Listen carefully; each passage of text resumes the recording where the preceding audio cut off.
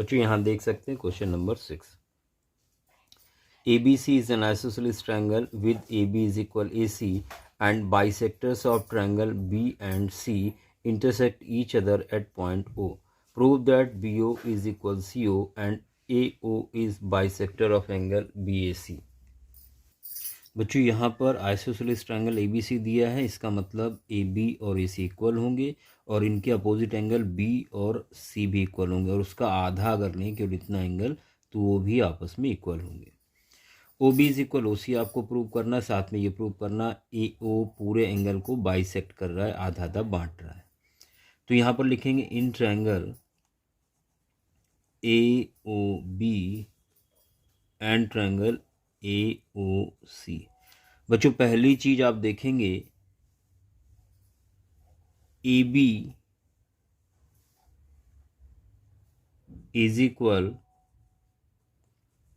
AC, ये given है।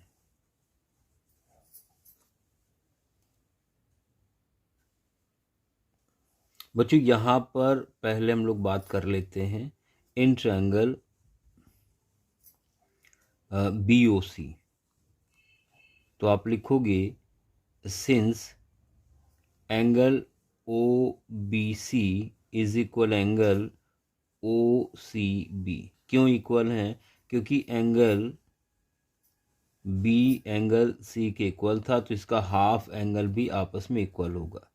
बच्चों एंगल इक्वल तो इनके सामने की साइड भी इक्वल होंगी, therefore OB is equal OC। OB is equal यहाँ पर हम OC लेंगे। बच्चों पहले पार्ट हम लोग ये वाला प्रूव करेंगे, उसके बाद हम लोग आएंगे इन ट्रायंगल AOB। और ये देखिए एक पार्ट तो आपने प्रूव कर दिया यहीं पर। अब हम लोग आ चुके हैं ट्रायंगल AOB में और AOC में। बच्चों पहली चीज AB और AC इक्वल हैं। दूसरी चीज एंगल ABO इक्वल है एंगल ACO के। क्यों? क्योंकि एंगल B और एंगल C इक्वल है तो इनके हाफ भी इक्वल होंगे। तीसरी चीज बच्चों यहाँ पर लेंगे हम लोग OB is equal OC from 1। इसको आप 1 डाल दें यहाँ पर। तो पहले आप ये प्रूव करें, उसके बाद ये। Then by side angle side congruency criteria. बच्चों ट्रायंगल AOB कॉन्ग्रेंट हो गया ट्रायंगल AOC के। देन बाई CPCT आप लिख सकते हैं क्या? ये वाला एंगल इस एंगल के इक्वल होगा। Angle OAB is equal angle OAC और इसका मतलब क्या है? Therefore AO bisects angle A। बच्चों यही आपको प्रूव करना था। तो बढ़ते हैं क्वेश्चन नंबर 7 की तरफ। 7 में देखिए आपसे कहा गया एक फिगर आपको दिया गया है। यहाँ पर BA परपेंडिकुलर AC है, DE परपेंडिकुलर EF है, such that BA is equal DE and DF is equal BC। Prove that AC is equal EF। बच्चों यहाँ देख सकते हैं आपको BA परपेंडिकुलर AC दिया है यानी ये 90 डिग्री है। DE परपेंडिकुलर ED है यानी ये 90 डिग्री है। साथ में BA और DE इक्वल है, BA और DE इक्वल है। और DF का मतलब ये पूरी लाइन यहाँ से यहाँ तक इक्वल है BC के। बच्चों यहाँ पर हम लोग लेने वाले हैं इन ट्रायंगल ABC और यहाँ लेंगे ट्रायंगल EDF। तो ट्रायंगल EDF और ABC। बच्चों पहली चीज आप लिखोगे AB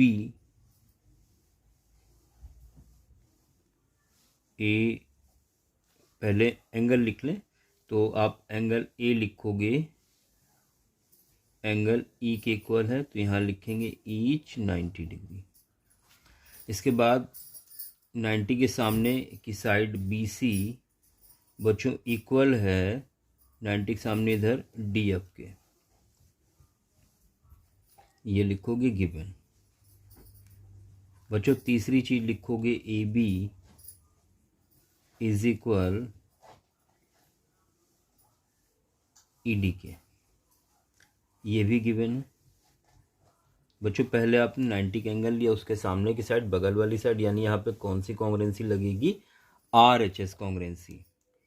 then by RHS congruency criteria या रूल लिख सकते हैं, आपका ट्रायंगल ABC कॉन्ग्रुएंट हो जाएगा ट्रायंगल EDF के। बच्चों जब ट्रायंगल कॉन्ग्रुएंट हो जाते हैं तो उनके करिस्पॉन्डिंग पार्ट इक्वल हो जाते हैं, तो लिखेंगे देन बाय CPCT। क्या लिखेंगे? आप लिखेंगे AC इज इक्वल EF। बच्चों यही आपको प्रूव करना था। तो ये कंप्लीट हो चुका है, आपको मिल चुका है फाइनल आंसर इस क्वेश्चन का। बच्चों बढ़ते हैं क्वेश्चन नंबर 8 की तरफ।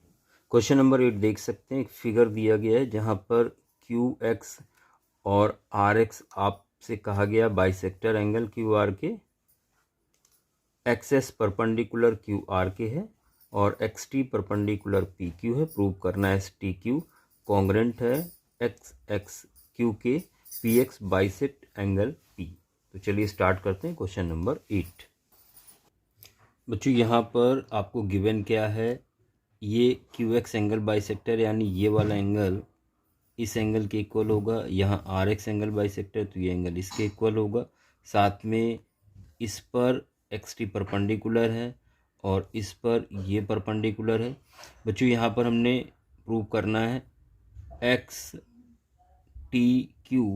कॉन्ग्रुएंट है XSQ के। ये दोनों ट्रायंगल कॉन्ग्रुएंट प्रूव करना है। साथ में प्रूव करना है जो PX लाइन है ये पूरे एंगल को बाइसेक्ट कर रही है।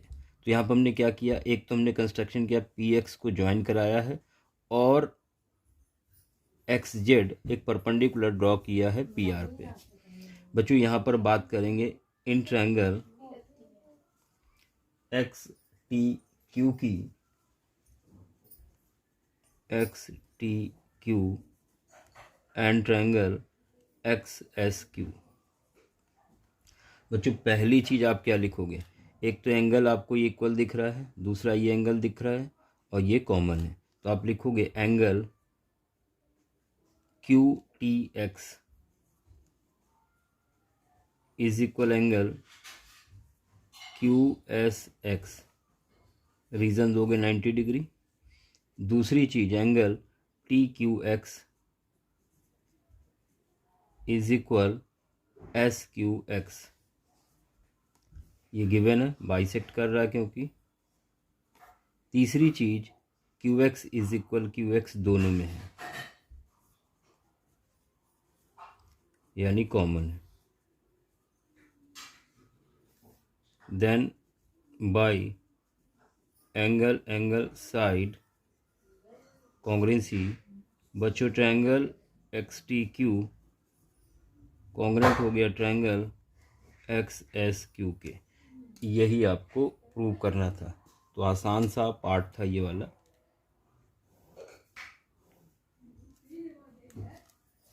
आगे देखते हैं। तो ये क्लियर हो गया होगा आपको, दोनों ट्रायंगल कॉन्ग्रुएंट हो चुके हैं। बच्चों बाई CPCT आप लिख सकते हैं XT इज इक्वल XS। इसको नंबर 1 बना लें। अब बच्चों यहाँ बात करेंगे in triangle SXR and triangle ZXR। बच्चों पहली चीज एंगल XSR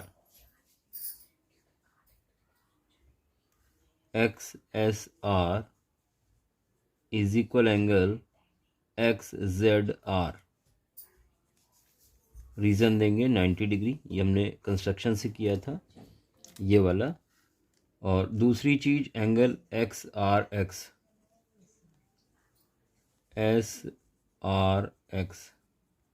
इज इक्वल होगा ZRX।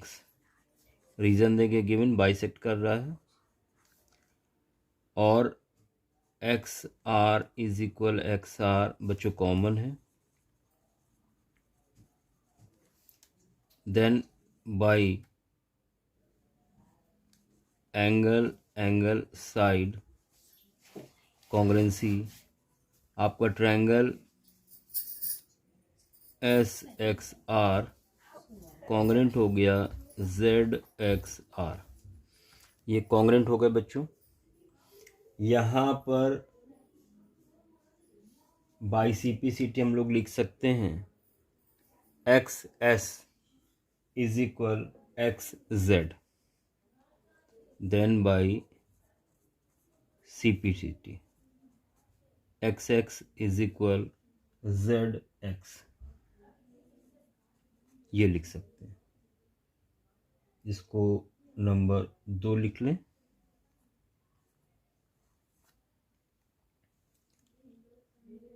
बच्चों फ्रॉम 1 and 2, फ्रॉम 1 and 2 हम लोग क्या लिख सकते हैं, ध्यान दें। ये 1 था, X T is equal X S और X X is equal Z X हमने प्रूव कर दिया। इसलिए 1 और 2 से हम लोग लिख सकते हैं जो एक्स टी होगा वो इक्वल होगा एक्स जेड के। ये मिल गया बच्चों, ध्यान दें। X T is equal X Z, P x आपको दोनों में कॉमन दिख रहा है, P x is equal P x ये कॉमन दिख रहा है। तीसरी चीज, दोनों में ये वाला एंगल 90 डिग्री है, तो आप लिखेंगे angle P T x is equal P Z x 90 degree.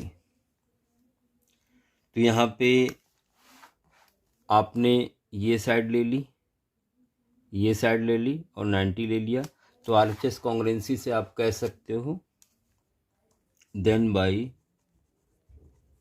RHS congruency आपका ट्रायंगल PXT कॉन्ग्रुएंट हो गया ट्रायंगल PXZ के, देन बाई CP/CT बच्चों हम लोग लिख सकते हैं एंगल TPX